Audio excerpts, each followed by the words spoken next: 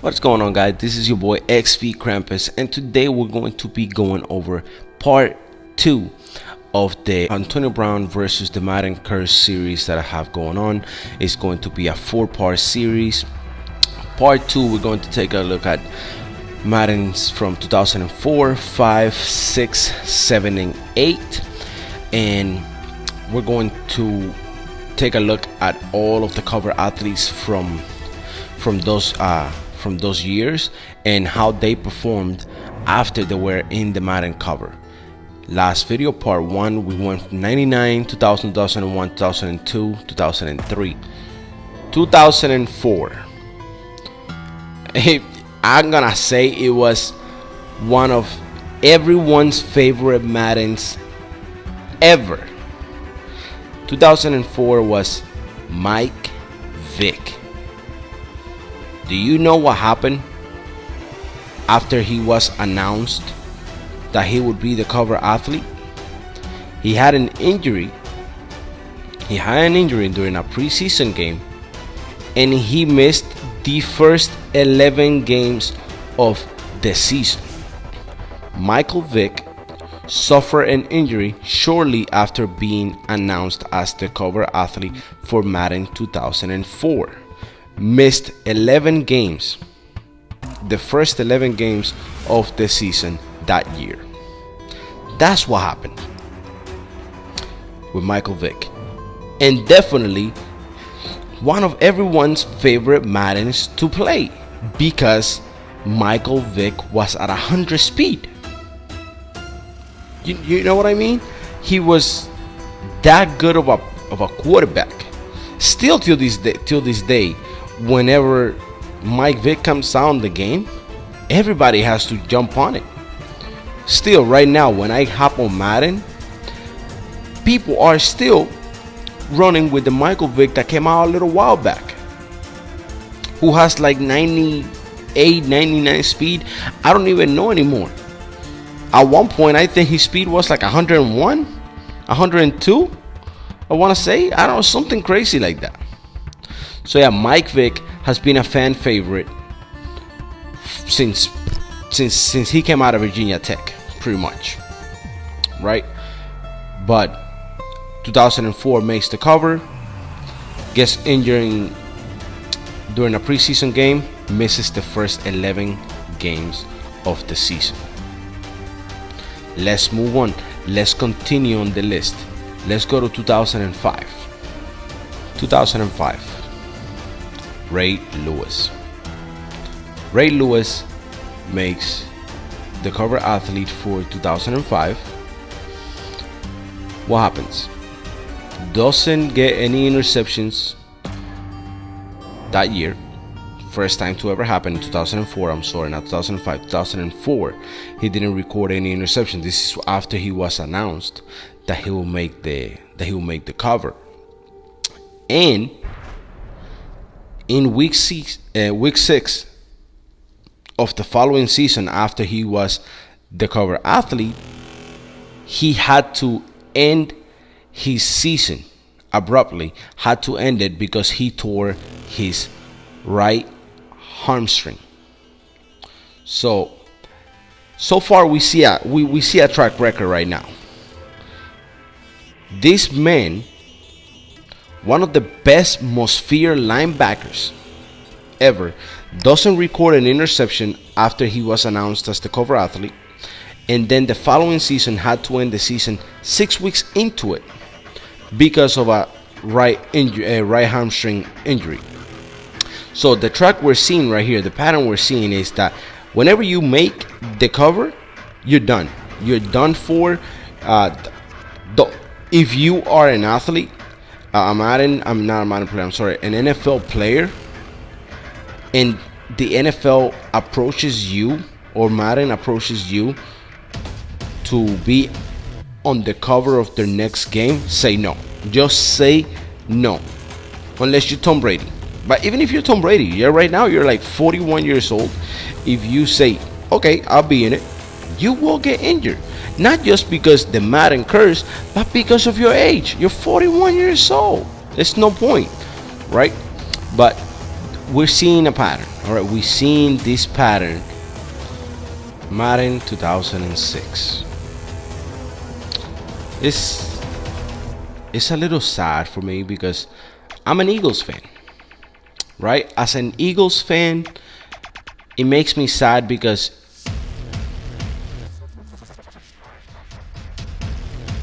as an Eagles fan, it makes me sad because 2006 was Donovan McNabb. Donovan McNabb made the cover athlete for Madden 2006. So Donovan McNabb takes the team to the Super Bowl 2004, and he was on track for a good year in 2005, right? But his season just got derailed completely. Groin injury sent them to the injury reserve list for the entire, for the remainder of the season. Then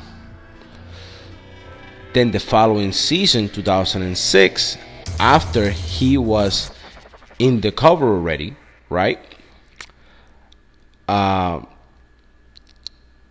He tore his ACL and his meniscus in his right knee, and once again was sidelined for the remainder of the season.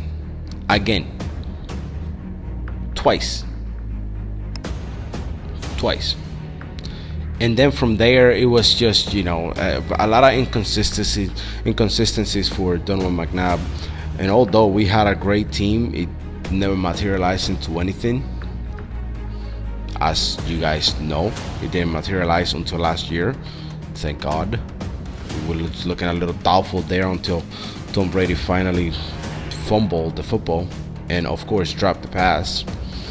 But it finally materialized, and it is what it is. We're not talking about this. We're talking about Donovan McNabb, how his career went downhill after he was announced as the Madden cover for 2006.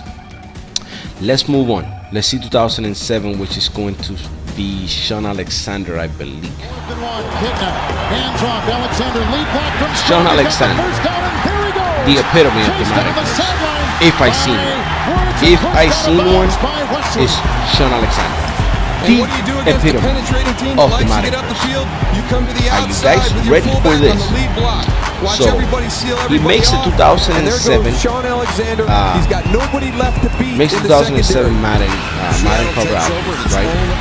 But a few months after, just a few months after being named the cover athlete, he got a broken foot in week 3 of the season. Here it comes. Now watch his first cut right back to just the inside. 3 months or a few months, a few months after being named he got in the open field, it was the cover athlete, gets a broken foot. The following season, 2007, what happens to him? Fractured wrist, sprained knee, and a sprained ankle. 3 injuries in one season. Ended up getting him cut from the team in 2008 because it was just too many injuries. And he went in an interview, in a 2007 interview, he said, do you want to be hurt and on the cover, or just hurt? Implying that, yes, he was hurt, but at least he made the cover of Madden. Well, how about neither? How about fuck the cover and fuck being hurt? It's nothing but a fucking video game, people. And right now, the curse is proving to be real. Only 4 players have broken the curse. Is Antonio Brown gonna be the 5th? Or may I remind you that he also suffered an injury last season. He was down with Ocho Cinco, practicing, training, and getting in shape and ready. to play for the playoffs for the Pittsburgh Steelers. So do you guys not remember? So him being on the cover plus already coming off of an injury from last season isn't going to be good for AB. Business might not be booming this year for Antonio Brown. So that's something to think about right there. Just saying. We'll see exactly what happens, but business might not be booming for AB this season. Madden 2008 saw Vince Young on the cover, right? But it wasn't Vince Young who they originally approached. They approached the original intended athlete was LT, LaDainian Tomlinson. But a lot of vocal Charger fans didn't want that happening. They said, no, just decline it. We don't want you. So LT, seeing a pattern, the pattern we're studying right now, decided to decline their offer, right? He cited some bullshit about the likeness is not there. We're not gonna go through with it. So he just cited some bullshit on the contract. It's bullshit, all right? He was concerned. This man, LT, one of the best running backs the league's ever seen, was concerned about the Madden curse. So he declined their offer. Decline it. They said no. He said no, we're not doing it. Therefore, he didn't do it. He decided not to do it. And I do not blame him, to be honest with you. All right? I don't blame him. LT was a very good running back. Took good care of himself the years that he was in the league playing for the Chargers. And he said no. That was the workhorse. And he couldn't risk himself like that. No. So the fans and LT took the curse into consideration and said, no, we're not doing it. It's just simply not going to happen. Therefore, LT wasn't on the cover. So they approached Luis Castillo